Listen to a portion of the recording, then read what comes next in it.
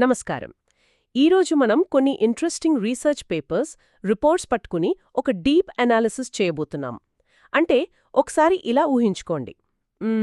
ఉదయం లేవగానే మన మనసులో ఉన్న కన్ఫ్యూజన్ని అర్థం చేసుకుని, మనం మీటింగ్స్ ప్లాన్ చేసి, మన తరపున ఒక కష్టమైన నిర్ణయం తీసుకోగల ఒక సాఫ్ట్వేర్ మేధావి మనతో ఎప్పుడూ ఉంటే ఎలా ఉంటుంది?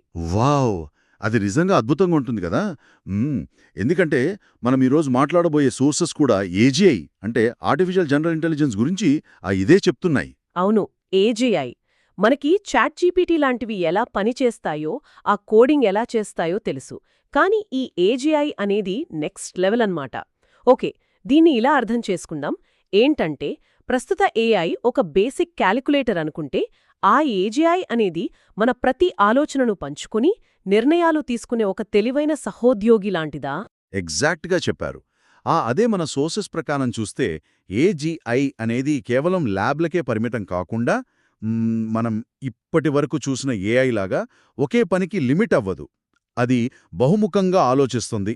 అంటే ఒక మనిషిలాగా కాంటెక్స్ట్ అర్థం చేసుకుంటుంది. అంటే కొత్త విషయాలను వాటంతట అవే నేర్చుకుంటుంది గదా?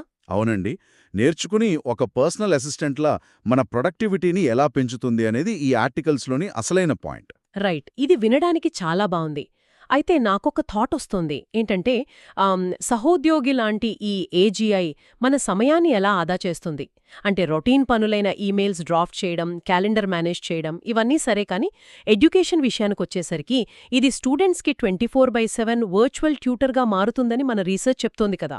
అవును, ట్యూటర్గా మారుతుంది. ఏజీఐ వాళ్ళ లెర్నింగ్ స్పీడ్కి తగినట్లుగా పాఠాలు కస్టమైజ్ చేస్తుంది కూడా. ఒక్క నిమిషం, ఇక్కడే నాకో డౌట్.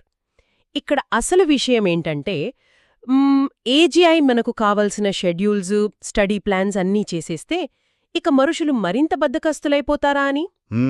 మంచి ప్రశ్న అడిగారు. కానీ ఇది సమయాన్ని వృధా కాకుండా ఆదా చేస్తుందని మన సోర్సెస్ విశ్లేషిస్తున్నాయి. దీని వెనుక ఒక లాజిక్ ఉంది. మన మెదడుకుండే కాగ్నిటివ్ లోడ్, అంటే ఈ రొటీన్ పనుల భారాన్ని ఏజీఐ తీసుకుంటుంది గదా? అవును, తీసుకుంటుంది. సో అప్పుడు మన బ్రెయిన్ ఫ్రీ అవుతుంది. ఆ మిగిలిన సమయాన్ని మనుషులు సృజనాత్మకత మీద, అంటే క్రియేటివిటీ మీద ఫోకస్ చేయడానికి అవకాశమిస్తుందన్నమాట. ఇది అసలైన ప్రొడక్టివిటీ అంటే. ఓహో, అంటే డేటాను అనలైజ్ చేసి ఎనర్జీని సేవ్ చేస్తుందన్నమాట.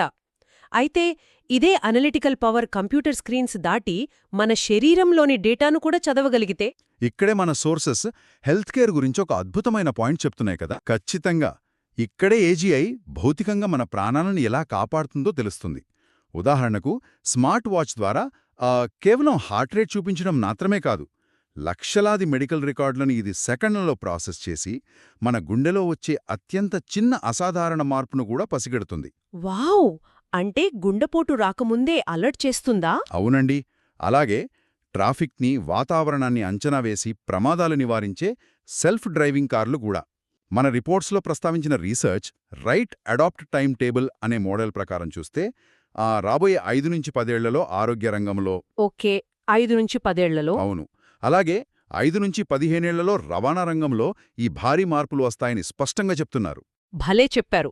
దీని అర్థం ఏంటంటే, మన చేతికి ఉన్న వాచ్ వెనుక ప్రపంచస్థాయి డాక్టర్ల బృందం ఎప్పుడూ కాపలా ఉన్నట్లే కదా. అయితే ఇదంతా చూస్తుంటే ఒకవైపు ఎక్సైటింగ్గా ఉన్నా, మరోవైపు కొంచెం భయంగా కూడా ఉంది. ఇంత పవర్ఫుల్ టెక్నాలజీ అంటే దానితో పాటు రిస్కులు కూడా అలాగే ఉంటాయి కదా. ముప్పు గురించి మన సోర్సెస్ ఏం చెప్తున్నాయి? మనం గమనించాల్సిన ముఖ్యమైన సవాలు అదే. ప్రధానంగా డేటా ప్రైవసీ సమస్యలు. ఈ డేటా ఎవరి చేతుల్లో ఉంది, హ్యాకర్ల నుంచి ఎలా కాపాడుకోవాలి అనేది పెద్ద ప్రశ్న. అలాగే రొటీన్ పనులు చేసే ఉద్యోగాల కోత తప్పదు అని కూడా చెప్తున్నాయి. రైట్. ఇది కొంచెం టెన్షన్ పెట్టే విషయమే. అవును. కానీ ఇక్కడ ఆసక్తికరమైన విషయమేమిటంటే, ఆ బాధ్యతాయుతమైన ఏజీఐ అభివృద్ధి, అంటే రెస్పాన్సిబుల్ ఏజీఐ ఎంత ముఖ్యమో, మనం కొత్త స్కిల్స్ నేర్చుకుని అడాప్ట్ అవ్వడం కూడా అంతే ముఖ్యమని విశ్లేషించారు. నిరంతర అభ్యసనం, క్రిటికల్ థింకింగ్ తప్పనిసరి. అంటే ఇప్పుడు నాకు క్లారిటీ కావాలి. కోడింగ్, అనాలిసిస్, ఆర్గనైజింగ్ ఇలాంటి అన్ని మెషీన్లే చేసేస్తే ఇక మనుషులకు మిగిలేదేంటి అని ఎవరికైనా అనిపిస్తోంది కదా. మనకంటూ ఒక స్పెషాలిటీ ఉండాలి కదా. ఖచ్చితంగా ఉంటుంది. ఎమోషనల్ ఇంటెలిజెన్స్ అంటే భావోద్వేగాలను అర్థం చేసుకోవడం, అలాగే నాయకత్వ లక్షణాలు, ఎప్పటికీ మనుషుల సొంతమే అని మన సోర్సెస్ ముగిస్తున్నాయి. ఒక లీడర్ చూపించే సానుభూతిని, ఒక మనిషి ఇచ్చే భరోసాని యంత్రాలు ఎంత తెలివైనవైనా భర్తీ చేయలేవు. వండర్ఫుల్. సో ఫైనల్గా ఈ డీప్ అనాలిసిస్ నుంచి మనం అర్థం చేసుకున్నదేంటంటే ఏజీఐ అనేది కేవలం యంత్రాలు తెలివిగా మారడం కాదు, మనుషులు యంత్రాలు కలిసి మరింత ఉత్పాదకతతో సేఫ్గా ఒక కొత్త భవిష్యత్తును నిర్మించడమన్నమాట. అవునండి, ఎగ్జాక్ట్గా అదే పాయింట్. సరే, ఇదంతా విన్నాక ఈ సోర్సెస్ దాటి ఒక లోతైన ప్రశ్న ఆలోచించాలనిపిస్తోంది. ఒకవేళ ఏజీఐ మనుషుల భావోద్వేగాలను 100% అర్థం చేసుకుని నిరంతరం మనతో పాటు నేర్చుకుంటూనే ఉంటే, ఆ భవిష్యత్తులో దానికి కూడా మనుషుల్లాగే సహజ జ్ఞానం, అంటే ఒక రకమైన గట్ ఫీలింగ్ లేదా ఇంట్యూషన్ వస్తుందా? ఆలోచించాల్సిన విషయమే కదా.